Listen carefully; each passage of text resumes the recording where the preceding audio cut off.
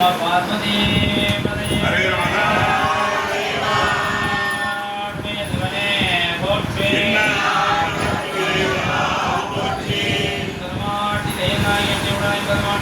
பெருமான் திருப்படிகள்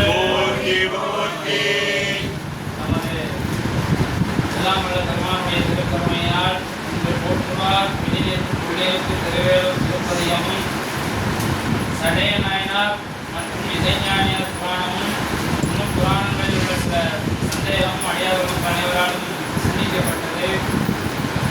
இந்த சடைய நாயனார் மற்றும் இசைஞானியார் பிராட்டியார் நம்ம சுப்பிரமணிய சுவாமியுடைய அம்மா அப்பா.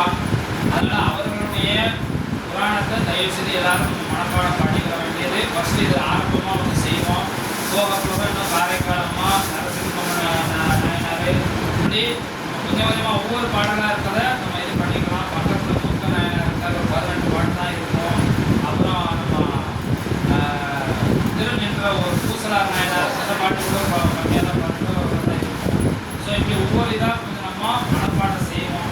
திருமுறை எந்த அளவுக்கு உங்கள் உயிரில் போய் சேருதோ, நீங்கள் எந்த அளவுக்கு மனப்பாடம் பண்ணி உணர்றீங்களோ அந்த அளவுக்கு உங்களுடைய வினை வந்து குறைஞ்சிக்கிட்டே இருக்கும். நீங்கள் வினை இல்லாமல் ஆக்கக்கூடிய ஒரே மருந்து திருமுறை மட்டும்தான். அதனால் நம்ம ஏதோ வந்தோம் படித்தோம் போனது இல்லாமல் கொஞ்சம் நம்ம உயிருக்காண்டி கஷ்டப்படுவோம். அதாவது நம்ம நோய் வந்தால் கஷ்டப்படுவோம் ஆஸ்பத்திரியில் போய், அதை வராமல் தடுக்கிறதுக்கு தான் இவ்வளவு சொல்கிறோம்.